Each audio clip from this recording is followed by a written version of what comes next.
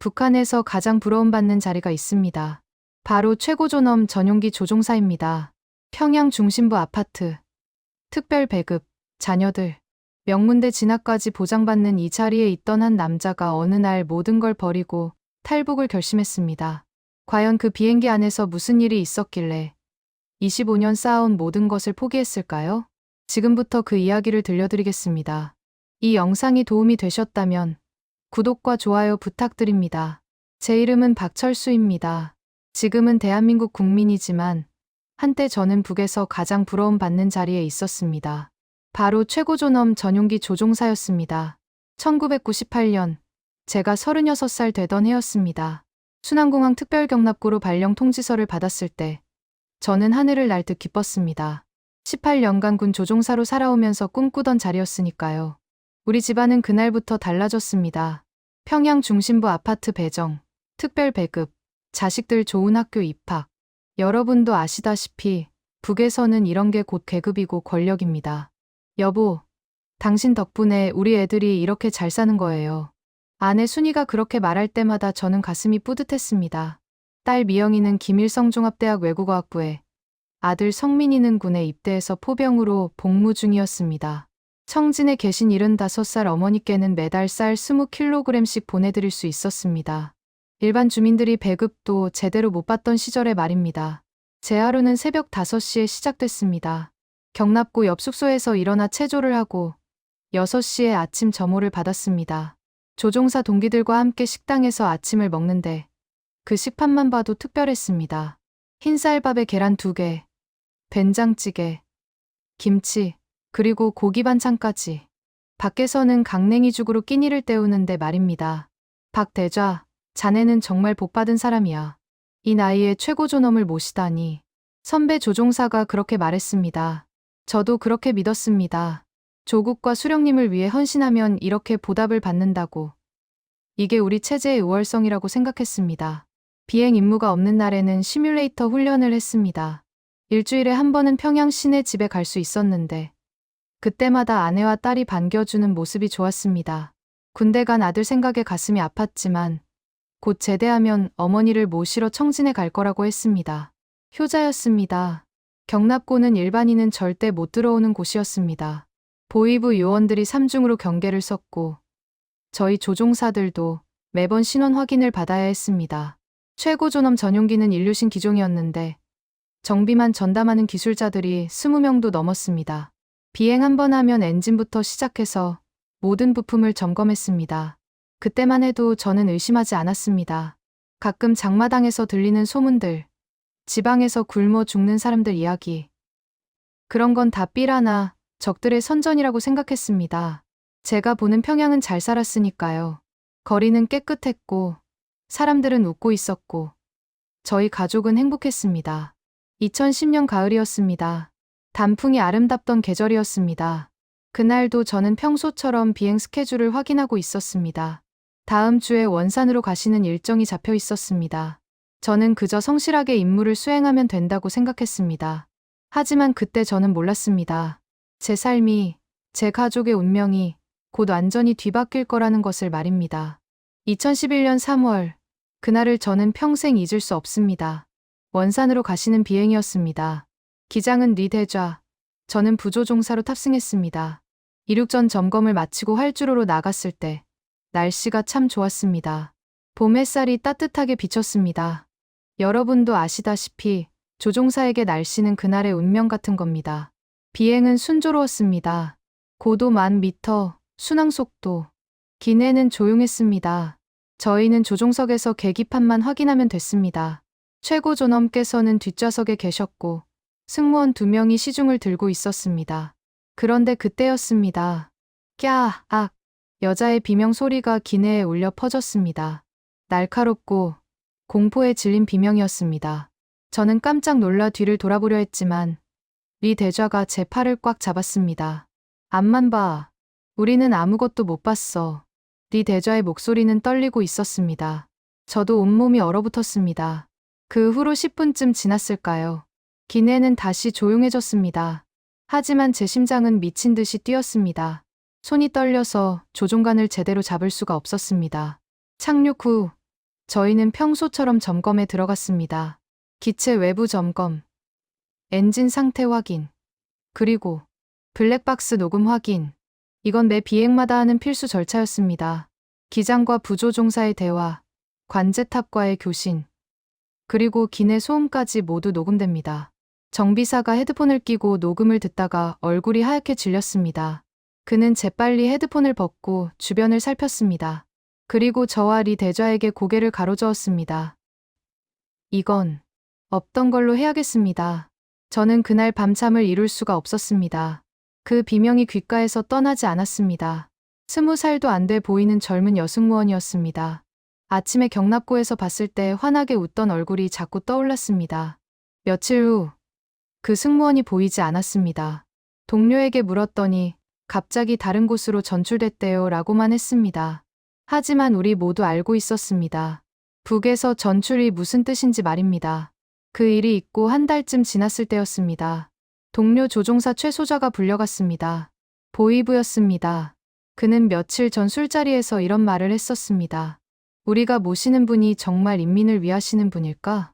단 한마디였습니다. 술김에 나온 말이었습니다. 하지만 그는 다시 돌아오지 못했습니다. 나중에 들으니 요덕 수용소로 끌려갔다고 했습니다. 가족까지 다 끌려갔다고 했습니다. 저는 그때 깨달았습니다. 제가 지금까지 섬겨온 것이 무엇인지, 제가 서 있는 이곳이 어떤 곳인지 말입니다. 20년간 조종사로 살면서 믿어왔던 모든 게 흔들렸습니다. 집에 돌아와서도 아내에게 말할 수 없었습니다. 딸에게도, 누구에게도 말할 수 없었습니다. 북에서는 가족끼리도 조심해야 합니다. 자식이 부모를 고발하고 부모가 자식을 의심하는 곳입니다. 밤마다 악몽을 꿨습니다. 그 비명 소리가 들렸습니다. 최소자의 얼굴이 보였습니다. 그리고 문득 이런 생각이 들었습니다. 내 가족도 언제든 저렇게 될 수 있구나. 제대를 앞둔 아들 성민이가 생각났습니다. 대학생 딸 미영이가 떠올랐습니다. 청진에 계신 늙으신 어머니 얼굴이 보였습니다. 이 체제 안에서, 이 땅에서 제 가족은 안전할 수 있을까요? 그날 이후 저는 달라졌습니다. 겉으로는 평소처럼 웃고 충성 맹세를 하고 임무를 수행했습니다. 하지만 마음속으로는 계속 생각했습니다. 어떻게든 여기서 벗어나야 한다. 내 가족만이라도 살려야 한다. 그 일이 있고 나서 제 삶은 지옥이 되었습니다. 매일 아침 경납고에 출근할 때마다 가슴이 철렁했습니다. 오늘은 내 차례가 아닐까? 보이부 차가 주차장에 서 있으면 다리가 후들거렸습니다. 동료들 얼굴을 볼 때마다 이 사람이 혹시 나를 고발하지 않을까 의심했습니다. 북에서는 말입니다. 아무리 가까운 사이라도 믿으면 안 됩니다. 2008년에 같이 입대한 김 대좌가 있었습니다. 30년 지기 전후였습니다. 그런데 그가 보이부에 끌려간 후 신문 과정에서 저를 지목했다고 합니다. 박 대좌도 체제에 불만이 있어 보였다고요. 아무 근거도 없는 말이었지만 그 한마디면 충분했습니다. 저도 불려갔습니다. 보이부 조사실이었습니다. 박철수 대좌, 김 대좌와 무슨 대화를 나눴나? 아무 말도 안 했습니다. 그저 비행 이야기만 했습니다. 거짓말 마라. 김 대좌가 다 자백했다. 사흘 밤낮을 조사받았습니다. 잠도 못 자게 했습니다. 의자에 앉혀놓고 계속 같은 질문을 반복했습니다. 여러분도 아시다시피 사람이 잠을 못 자면 정신이 혼미해집니다. 저는 버텼습니다. 아무것도 자백하지 않았습니다. 다행히 풀려났습니다. 제가 최고존엄 전용기 조종사였기 때문입니다. 대체 인력이 부족했던 겁니다. 하지만 그 이후로 저는 감시 대상이 되었습니다. 집에도 도청 장치가 설치됐습니다. 전화도 다 도청됐습니다. 더 큰 문제는 가족이었습니다. 딸 미영이에게 당해서 연락이 왔습니다. 졸업 후 평양이 아닌 함경북도 산간 지역 학교로 배치한다는 것이었습니다. 사실상 좌천이었습니다. 아버지인 제가 의심받으니 딸도 연좌제로 찍힌 겁니다. 미영이가 울면서 말했습니다. 아빠, 제가 뭘 잘못했어요? 열심히 공부했는데. 가슴이 찢어지는 것 같았습니다. 제 때문에 아무 잘못도 없는 딸이 인생이 망가지고 있었습니다. 아들 성민이는 군 제대를 앞두고 있었습니다. 원산 포병부대에서 복무 중이었는데 제대하면 청진 할머니를 모시러 간다고 했습니다. 효자였습니다. 그런데 당에서 제대 후 당 간부 양성 과정에 지원하라고 압박했습니다. 거부하면 가족 전체가 위험해지는 상황이었습니다. 집에서는 밥맛이 없었습니다. 아내 순이가 저녁을 차려놓아도 목구멍으로 넘어가지 않았습니다. 순이도 눈치챘습니다. 여보, 무슨 일 있어요? 아니야. 아무 일도 없어. 하지만 순이는 알고 있었습니다. 북에서 20년을 산 여자입니다. 남편이 감시받고 있다는 걸, 가족이 위험하다는 걸 다 알고 있었습니다. 2011년 가을, 더 큰 사건이 터졌습니다. 같은 비행단 박중자가 탈북을 시도했습니다. 중국 국경까지 갔다가 붙잡혔습니다. 공개 처형됐습니다. 비행장 전 인원이 모인 앞에서 총살당했습니다. 저도 그 자리에 있었습니다. 이것이 배신자의 최후다. 총성이 울렸습니다. 박중자가 쓰러졌습니다. 그의 부인과 두 아이도 끌려갔습니다. 수용소로 갔습니다. 온 가족이 사라졌습니다. 저는 그날 밤 집에 돌아와 화장실에서 토했습니다. 무릎을 꿇고 한참을 울었습니다. 내일은 저일 수도 있다는 생각에 온몸이 떨렸습니다. 며칠 후 보위부에서 또 호출이 왔습니다. 박대좌, 박중자와 친했지? 아닙니다. 업무상으로만 알았습니다. 그가 탈북하려던 거 몰랐나? 전혀 몰랐습니다. 이번에는 일주일을 조사받았습니다. 매일같이 내가 공범 아니냐는 추궁을 받았습니다.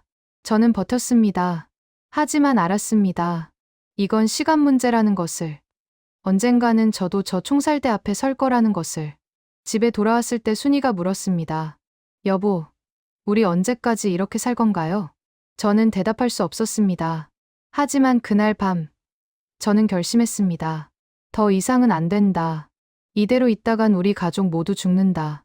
살아야 한다. 어떻게든 이곳을 벗어나야 한다. 그것이 제가 탈북을 결심한 순간이었습니다. 탈북을 결심하고 나니 모든 게 달라 보였습니다. 평양 거리를 걸을 때마다 이게 마지막일 수도 있구나 생각했습니다. 경납고에서 비행기를 볼 때마다 이 하늘을 다시 날 수 있을까 싶었습니다. 25년을 조종사로 살았는데 이제 그 모든 걸 버려야 했습니다. 하지만 가족을 생각하면 주저할 수 없었습니다. 제일 먼저 한 일은 정보를 모으는 것이었습니다. 북에서는 탈북 정보를 찾는 것 자체가 목숨을 거는 일입니다. 하지만 저는 20년 넘게 쌓은 인맥이 있었습니다. 조종사, 군 간부, 국경 지역 출신 동료들. 조심스럽게, 아주 조심스럽게 물었습니다. 요즘 두만강 쪽 경비가 어떤가? 회령 쪽 브로커들이 아직 활동하나? 직접적으로 물으면 안 됩니다.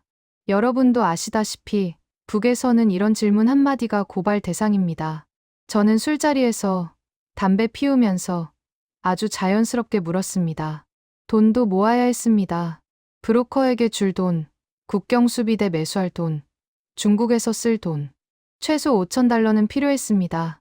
저는 최고존엄 조종사였으니까 돈은 좀 있었습니다. 몰래 달러로 바꿔뒀습니다.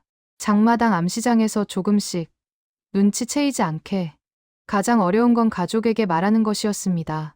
2012년 9월 어느 날 밤, 저는 순이를 불렀습니다. 딸 미영이도 함께 앉았습니다. 문을 꼭 잠그고 창문도 닫았습니다.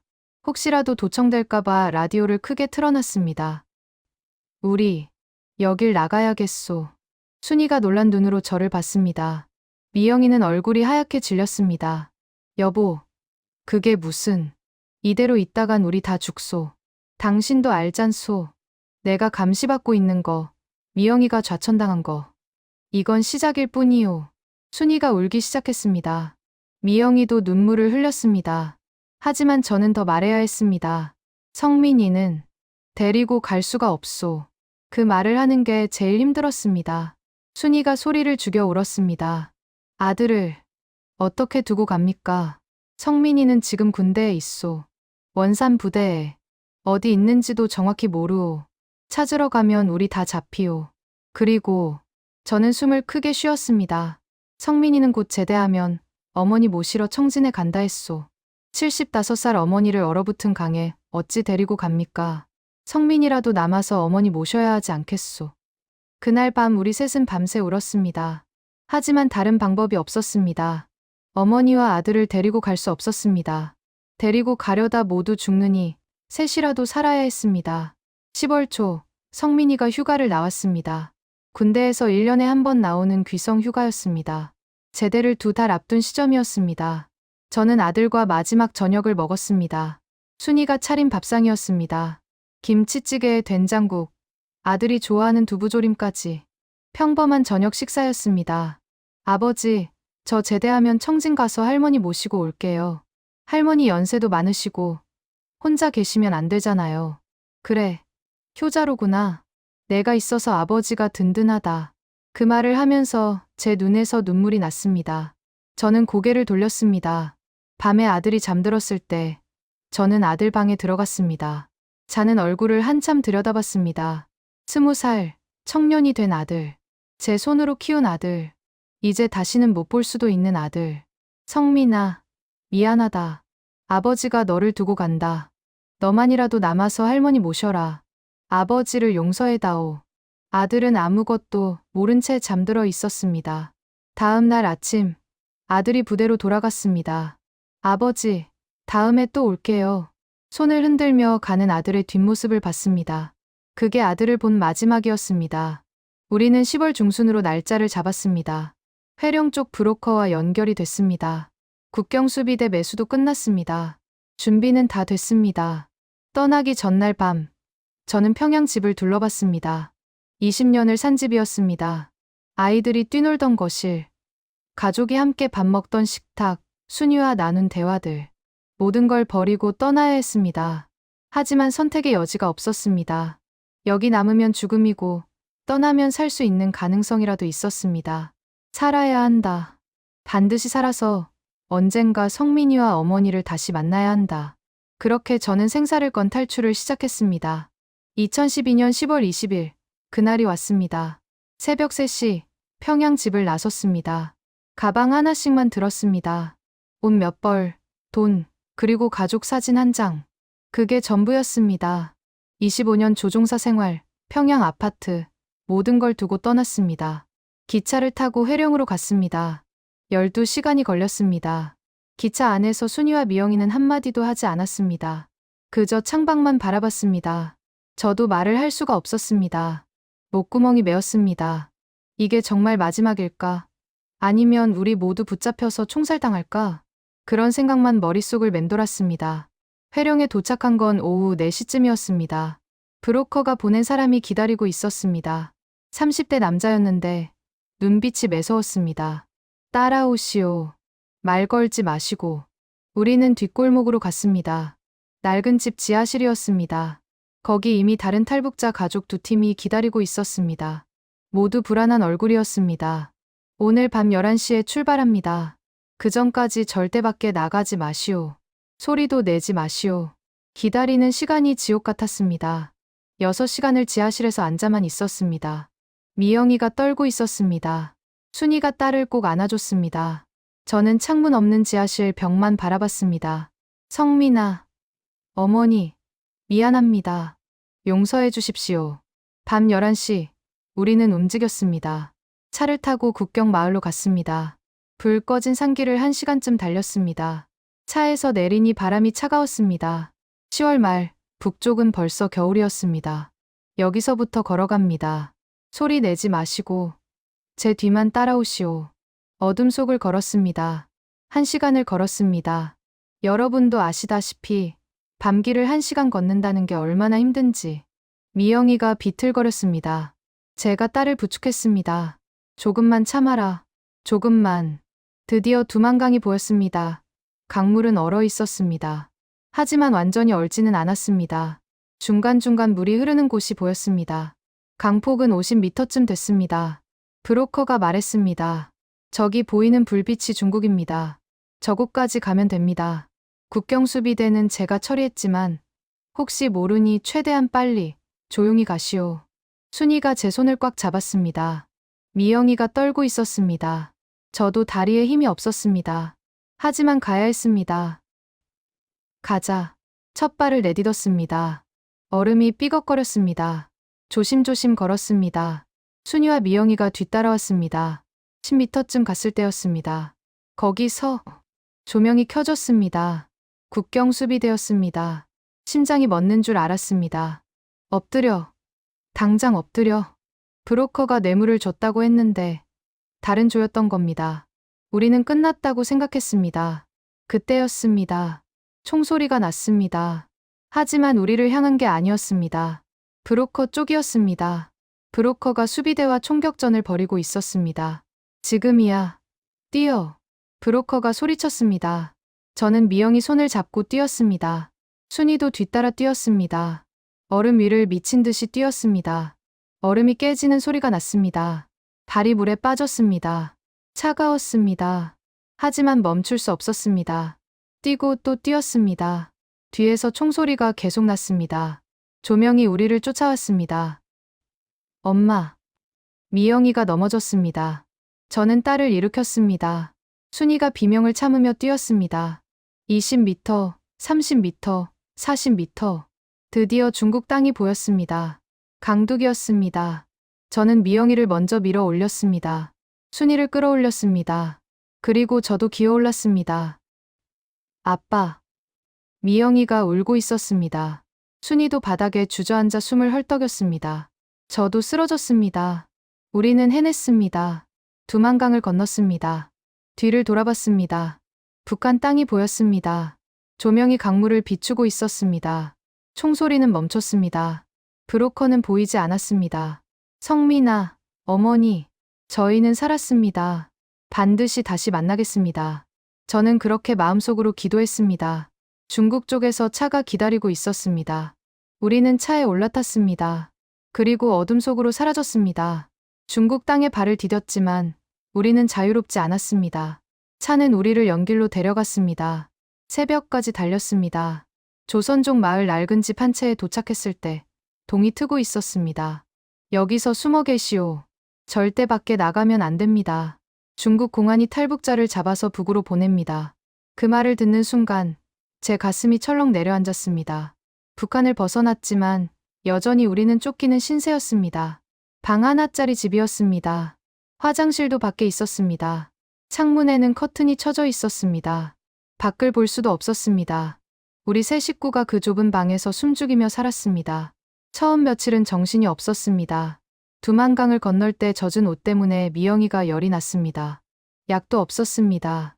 순이가 딸을 안고 밤새 간호했습니다. 저는 그저 창문 틈으로 밖을 지켜볼 뿐이었습니다. 여기서 걸리면 우리는 북으로 끌려간다. 그러면 우리 가족은 모두 죽는다. 일주일쯤 지났을 때 집주인 조선족 할머니가 오셨습니다. 70대쯤 돼 보이는 분이었는데 우리를 보시더니 눈물을 흘리셨습니다. 아이고, 같은 핏줄이 이렇게 고생을 하다니. 할머니는 쌀과 김치, 그리고 된장을 가져다 주셨습니다. 여러분도 아시다시피 타국에서 우리말 듣고 우리 음식 먹는다는 게 얼마나 고마운지. 순이가 할머니 손을 잡고 울었습니다. 감사합니다. 정말 감사합니다. 하지만 위험은 계속됐습니다. 어느 날 밤, 중국 공안이 마을을 뒤졌습니다. 차 소리가 들렸습니다. 확성기로 중국어를 외쳤습니다. 조선어도 섞여 있었습니다. 탈북자를 숨기면 처벌한다. 우리는 숨도 못 쉬었습니다. 미영이 입을 손으로 막았습니다. 순이가 떨고 있었습니다. 저는 문 쪽을 지켰습니다. 걸리면 싸워서라도 시간을 벌어야 한다고 생각했습니다. 다행히 공안은 우리 집까지 오지 않았습니다. 하지만 그날 밤 이후로 우리는 더 조심해야 했습니다. 한 달이 지났습니다. 돈이 떨어지기 시작했습니다. 브로커에게 준 돈, 중국에서 숨어 지내는 비용, 가져온 5,000달러가 빠르게 줄어들었습니다. 먹고 살기 위해서 일을 해야 했습니다. 하지만 신분증이 없는 탈북자가 할 수 있는 일은 많지 않았습니다. 저는 조선족 식당 뒤편에서 설거지를 했습니다. 하루 10시간, 20위안. 우리 돈으로 4,000원쯤 됐습니다. 최고 존엄 전용기를 몰던 대좌가 남의 집 설거지를 하고 있었습니다. 손이 튼튼하지 않은 나이에 찬물에 손을 담그고 있었습니다. 하지만 부끄럽지 않았습니다. 가족을 먹여 살려야 했으니까요. 순이는 옷수선 일을 했습니다. 집에서 몰래 바느질을 했습니다. 미영이는 조선족 학생들 한글 과외를 했습니다. 우리 셋이 벌어서 근근히 살았습니다. 밤이면 저는 성민이 생각에 잠을 이루지 못했습니다. 아들아, 너는 지금 어디에 있니? 제대는 했니? 할머니는 잘 모시고 있니? 아버지가 탈북한 걸 알았니? 혹시 너도 연좌제로 끌려가지는 않았니? 순이도 마찬가지였습니다. 밤마다 울었습니다. 여보, 우리가 잘한 건가요? 성민이를 두고 온 게 당신 잘못 없소. 내 결정이었소. 하지만 저도 확신할 수 없었습니다. 과연 우리가 올바른 선택을 한 건지. 석 달이 지났을 때 조선족 교회 목사님을 만났습니다. 할머니가 소개해 주셨습니다. 목사님은 탈북자들을 한국으로 보내주는 일을 하셨습니다. 한국 가는 길을 도와드리겠습니다. 하지만 쉽지 않습니다. 태국이나 라오스를 거쳐야 합니다. 몇 달 걸릴 수도 있습니다. 저는 순이와 미영이를 봤습니다. 딸은 많이 여의었습니다. 아내도 늙어 보였습니다. 하지만 두 사람 눈에는 희망이 보였습니다. 가겠습니다. 대한민국으로 가겠습니다. 중국에서 지낸 6개월. 자유를 얻었다고 생각했지만 우리는 여전히 갇혀 있었습니다. 신분도 없고 미래도 없는 그림자 같은 삶이었습니다. 하지만 이제 희망이 보였습니다. 진짜 자유가 있는 곳, 대한민국으로 갈 수 있다는 희망이었습니다. 2013년 4월, 우리는 다시 짐을 쌌습니다. 이번에는 한국을 향해 떠났습니다. 2013년 4월, 우리는 중국을 떠났습니다. 목사님이 마련해 주신 루트였습니다. 중국 남부를 거쳐 라오스로, 그 다음 태국으로 가는 길이었습니다. 6,000km가 넘는 여정이었습니다. 여러분도 아시다시피 서울에서 부산 가는 거리가 400km입니다. 그 15배를 가야 했습니다. 버스를 탔습니다. 기차를 탔습니다. 때로는 트럭 짐칸에 숨어서 갔습니다. 한 달이 걸렸습니다. 곤명, 경웅, 그리고 국경. 낯선 땅을 지나며 저는 생각했습니다.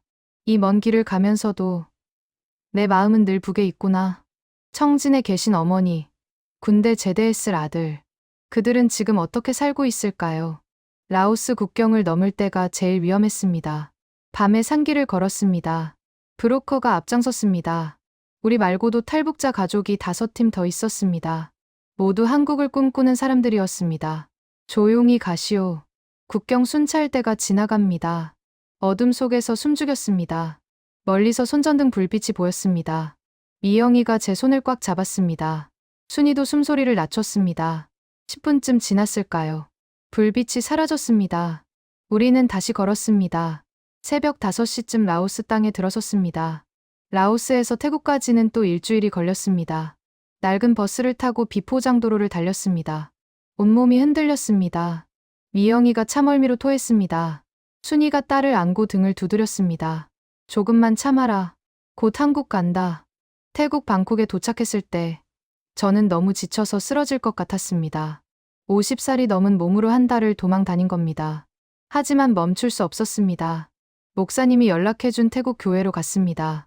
거기서 한국 영사관에 연락했습니다. 탈북자입니다. 한국으로 가고 싶습니다. 하지만 쉽지 않았습니다.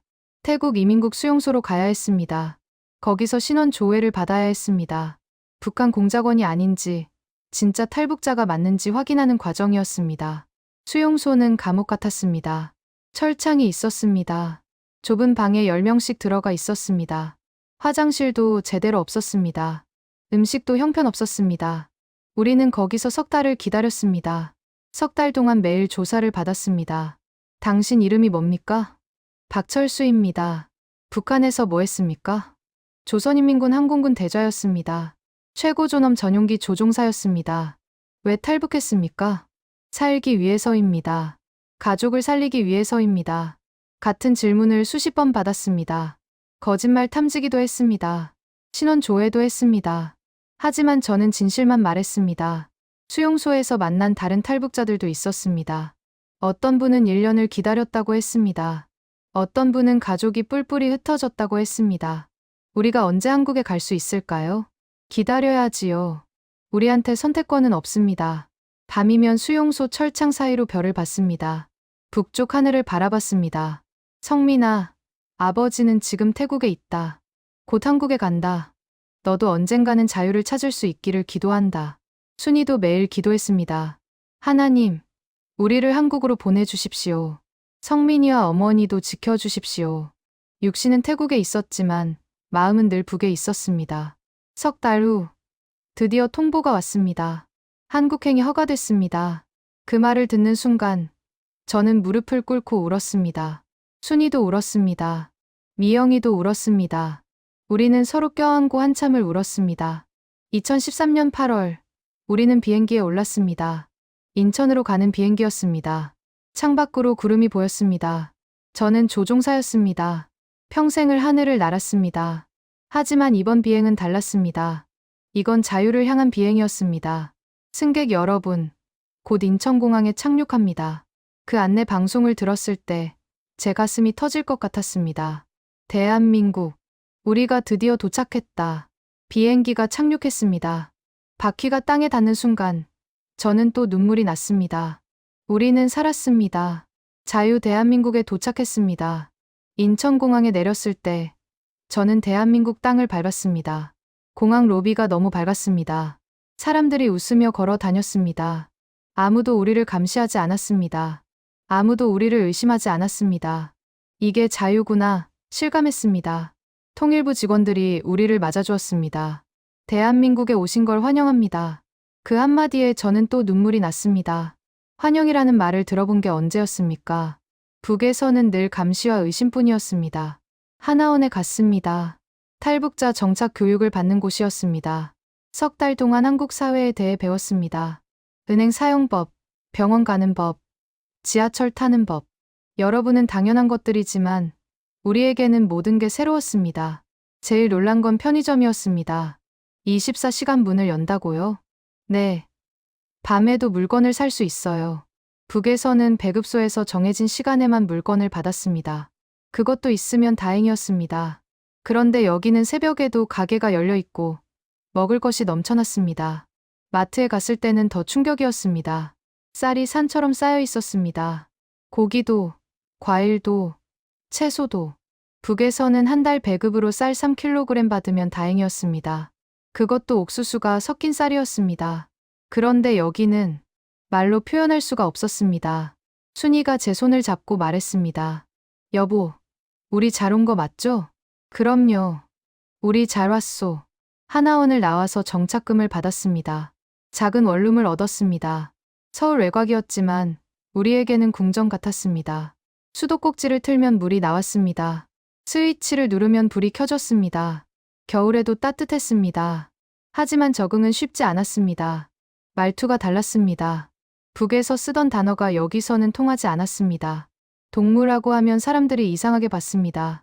남새라고 하니까 못 알아들었습니다. 채소요라고 다시 말해야 했습니다. 일자리를 구하는 것도 어려웠습니다. 52살, 북한 출신, 한국 경력 없음. 저를 뽑아주는 곳이 없었습니다. 결국 작은 식당에서 일하기 시작했습니다. 설거지부터 시작했습니다. 중국에서도 설거지를 했었습니다. 하지만 여기는 달랐습니다. 여기서는 당당하게 일할 수 있었습니다. 신분증이 있었습니다. 급여를 통장으로 받았습니다. 세금도 냈습니다. 대한민국 국민으로 살고 있었습니다. 2년쯤 지나서 작은 분식집을 차렸습니다. 순이와 함께 운영했습니다. 떡볶이, 김밥, 순대. 손님들이 찾아주었습니다. 맛있어요. 한마디가 얼마나 고마운지 모릅니다. 미영이는 대학에 갔습니다. 탈북자 특례로 입학했습니다. 처음에는 따라가기 힘들어했습니다. 북에서 배운 것과 남에서 가르치는 게 너무 달랐습니다. 하지만 열심히 했습니다. 지금은 회사에 다니며 잘 살고 있습니다. 하지만 밤이면 여전히 꿈을 꿉니다.